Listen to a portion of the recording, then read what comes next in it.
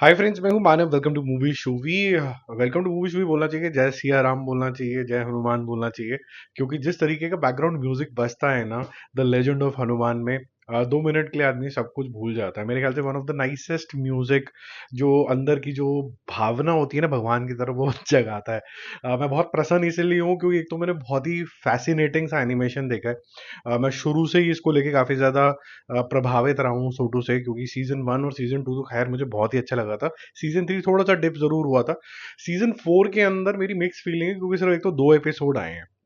अब इसके अंदर आपको एक एपिसोड तो कॉन्सेंट्रेटेड है relationship of Ravan with his brothers, और वो किस तरीके से उनकी सुनता है, कुछ नहीं सुनता है, और पास्ट क्या था।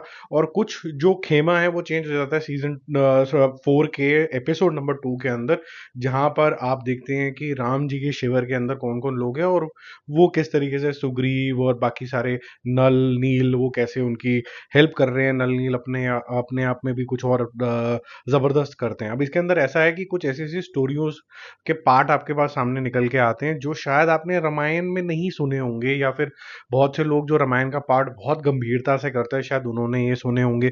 मैंने तो नहीं सुना है, क्योंकि हम लोगों का जो नॉलेज है वो ओम जय जगदीश होता है, हनुमान चालीसा होता है। उनके अंदर, उन सारे वर्स के अंदर ऐसा कुछ भी नहीं बताया गया था जो यहाँ पर बताया जा रहा है। जो थोड़ा सा क्रिटिसिज्म मेरे ख्याल से सीजन 3 के लिए भी था, कि वो चीजें बताई जा रही जो हमें ज्यादा पता नहीं है, और वो थोड़ा सा चाइल्ड प्ले भी हो जाता है। जिस तरीके से आप राक्षसों का अंत और ये सब चीजें दिखाने की कोशिश करते हो, और दूसरा हनुमान जी की जो पावर्स हैं, जिस तरीके से वो बलशाली हैं, जिस तरीके से उनकी शक्तियां सिर्फ ये नहीं है कि उनके हाथों में बल है, वो बहुत बड़े तपस्वी भी हैं। तो कोई भी छोटी मोटी भी डिफीट या छोटी मोटा भी एक पंच भी जो होता है वो इतनी आसानी से डाइजेस्ट होता नहीं है, to be very honest. But यहाँ पर मेकर्स ने कुछ दिखाने की कोशिश करी गई है, लेकिन बहुत ज्यादा जिसे कहते हैं ना कि जो हनुमान जी थे उनकी ट्रू पावर्स जो थी, वो जब श्री राम को याद करते थे, अपनी शक्तियों का आभास करते थे, तब बाहर आती थी। उस सेंस की डायरेक्शन के अंदर थोड़ा थोड़ा मामला है। अभी और भी एपिसोड्स आएंगे, पता नहीं क्या स्कीम ऑफ थिंग्स है, शायद हर हफ्ते कुछ ऐसा कुछ आने वाला है। और हॉटस्टार की ये थोड़ा सा मैंने देखा है, 2-3 ऐसी सीरीज आनी शुरू हो गई हैं जिसके अंदर ये ब्रेक होके आ रहा है। और इससे पहले भी मैंने आपको गुनाह के बारे में बताया था, वो हॉटस्टार के ऊपर थी, वो भी उसमें भी सेम ही प्रॉब्लम थी। बट ओवरऑल बेसिस पे मैं ये बोलूंगा कि it's a good experience to watch our mythological और हिस्टोरिकल स्टोरीज। और जिस तरीके से यहाँ पर वॉइस ओवर्स हुए हैं, वो भी मेरे को ऐसा लगता है कि काफी बड़ा प्लस पॉइंट है सीरीज के लिए, क्योंकि हर एक वॉइस, चाहे श्री राम की मेलोडॉन वॉइस हो, चाहे शरद केलकर की रावण की आवाज हो, चाहे वो फिर एक ऐसी आवाज जिसके अंदर हल्का सा कर्कश हो, which shows determination, Hanuman ji की हो, ये सारी आवाजें बहुत अच्छी लगी हैं। म्यूजिक बहुत अच्छा है। जो जिस तरीके से ये एनिमेशन बनाए गए हैं, उसके अंदर एक एक हाव भाव आपको पता चलता है।